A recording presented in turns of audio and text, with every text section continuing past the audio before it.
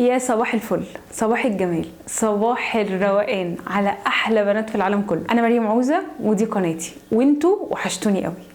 في سلسلة الحلقات دي احنا هنتكلم فيها من اول ما هو هيجي يخش البيت، لا من قبل ما هو يعرفك اصلا لغاية اما تقولي الفرح بعد بكره قولوا لي مبروك. فلو انت عايز تعرفي ازاي لازم تتابعي سلسلة الفيديوهات دي.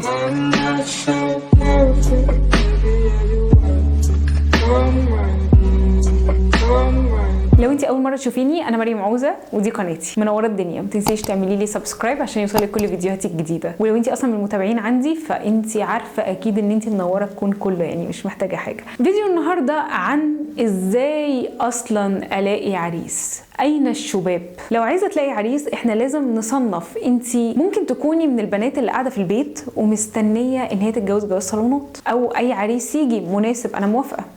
وممكن تكوني من البنات اللي لا، انا منمره على شخص معين، هو ده انا عايزه ده.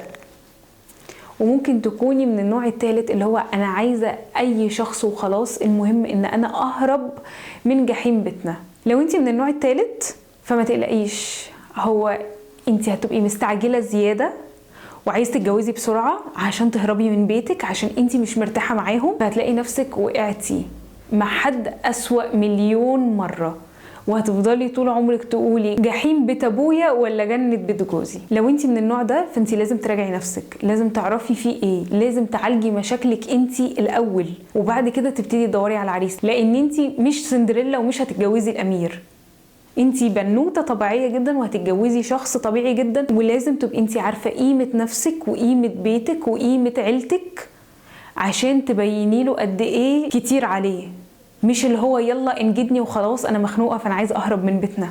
مش هينفع. راجعي نفسك، فكري كويس، اعرفي قيمه نفسك قبل ما تتدبسي في اي جوازه. لازم تفكري وانتي بتدوري على شريك حياتك ان ده اللي انتي هتكملي معاه عمرك كله. لكن لو انتي قاعده مستنيه جواز صالونات او ان حد يجي يتقدم، فانا هقولك النهارده ممكن تعملي ايه عشان تلاقي حد يجي يتقدم.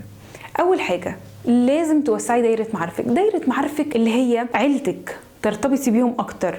عيلتك هتلاقي مثلا خالك متجوز مرات خالك، مرات خالك دي ليها عيله، تكلميهم تسالي عليهم تطمني عليهم. معلش الموضوع غريب شويه بس هم اكيد عندهم حد عايز يتجوز، هم اكيد هيفتكروكي، ممكن يكونوا ناسينك اصلا، هم اكيد هيفتكروكي لما تكلميهم او والدتك تعايد عليهم. العائلات من بعيد كده، يعني مثلا مش عارفه مين متجوز بنت خالة مين، كده احنا بنوسع دايره المعارف. دي اول حاجه. تاني حاجه الخطبه دي موجوده جدا، موجوده في كل حته، يعني ما تعرفيش اصلا الخطبه دي بتطلع لك منين كده، هي مره واحده كده بتلاقي واحده كده اللي هو ايه ده يا حبيبتي كده، دي موجوده. طيب انت مش من النوع ده، اهم مكان الشغل، الدراسه. مش الدراسه ان انت تبقي في ثانوي، لا بتخنق. الدراسه ان انت مثلا تبقي في الجامعه وهو مثلا بيعمل ماجستير، او هو مثلا معيد، او هو مثلا طالب معاكي بس مجتهد شويه، او ان انت بتعملي ماجستير وهو معاكي. دي الدراسه.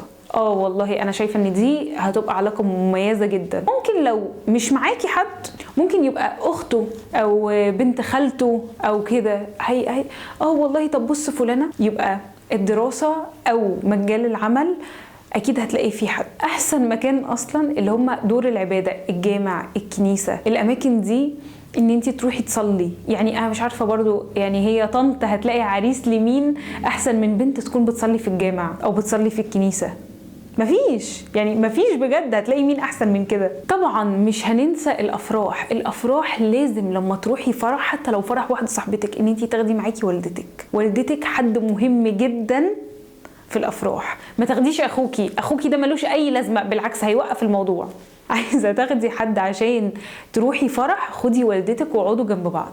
خليكي عاقله في الفرح.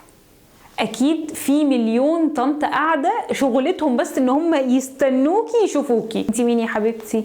انا شيماء يا طنط. حبيبتي يا شيماء بعد اذنك يا طنط رايحه الترابيزه عند ماما. هتلاقي طنط قامت جت تسلم على ماما وهتدعي لي. في مكان كمان مهم جدا، الاماكن اللي فيها اعمال خيريه، ان انتي تروحي تتطوعي في عمل خيري. هناك اكيد هتلاقي في حد شاطر ونشيط وبيعمل اعمال خيريه وناجح.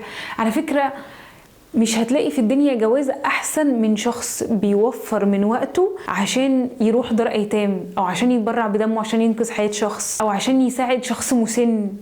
يعني في ايه في الدنيا احسن من كده؟ هتلاقي مين زوج احسن من كده؟ واحد يبقى جوه قلبه ربنا وجواه رحمة ربنا في قلبه. يعني روحي اعملي عمل تطوعي. العمل التطوعي مهم جدا بجد ليكي ولنفسيتك ولروحك. في كمان النوادي والجيم. لو انت بتروحي نادي وبتتمرني، او ان انت بتروحي جيم ومستمريه فيه، اكيد انا عارفه ان انت اكيد بتروحي جيم مش مختلط، فهتلاقي في واحدة هتتعرفي عليها وهتبقى هي بتدور على عروس، وهتتكلموا وهتفتحوا حوارات.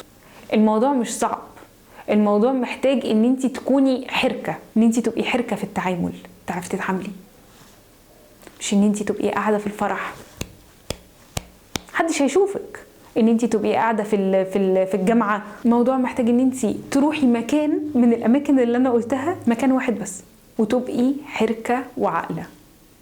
في الفيديو الجاي انا هقولك تعملي ايه لما تروحي اماكن من الاماكن دي. بصي يا بنتي، العريس هيجي عن طريق حاجتين: يا اما هو شخصيا هيشوفك وهتعجبيه وهيبقى عايز ان هو يتعرف عليكي، يا اما والدته هتشوفك وهتعجبيها او اخته، وهيقرروا ان هما اللي يكلموكي عشان هو ما يتحركش وكده. وفي الحالتين لو دول حصلوا هيبقى في خطوتين تاليتين.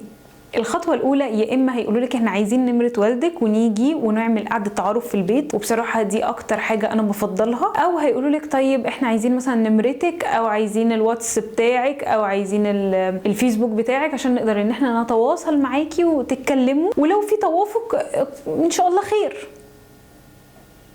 في الحالتين هما مش غلط، بس انتي لو طلبوا منك كده فتقولي لهم تمام انا ما عنديش مشكله، بس لازم حضرتك تكلمي بابا الاول وتديهم نمره والدك، لازم، او والدتك او اخوك الكبير، اي حد يعني واصي. يعني اهم حاجه بقى في الحوار ده كله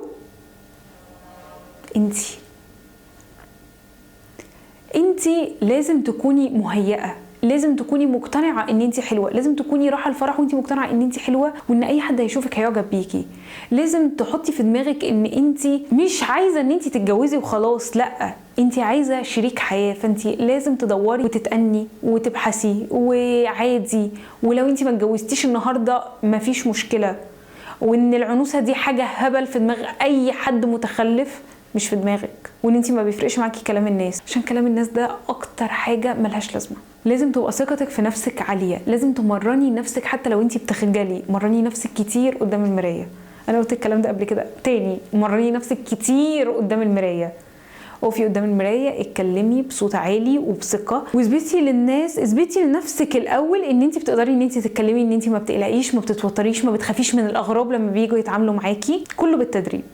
خلي مظهرك يكون حلو، لايق على الفرح، لايق على النادي، لايق على الجيم، لايق على الشغل. مظهرك لازم يكون لايق. خلي صوتك دايما كويس، صوتك في مستوى كويس، ما يبقاش صوتك عالي ولا يبقى صوتك واطي، لازم يبقى صوتك في الريتم المعقول. ما تبينيش ان انت كيوت قوي بان انت توطي صوتك ان هو ما يتسمعش وانا اقعد كل شويه ايه، او ان انت يبقى صوتك عالي قوي فابقى محرج وانا واقف معاكي او مكسوف، ايه ده في ايه.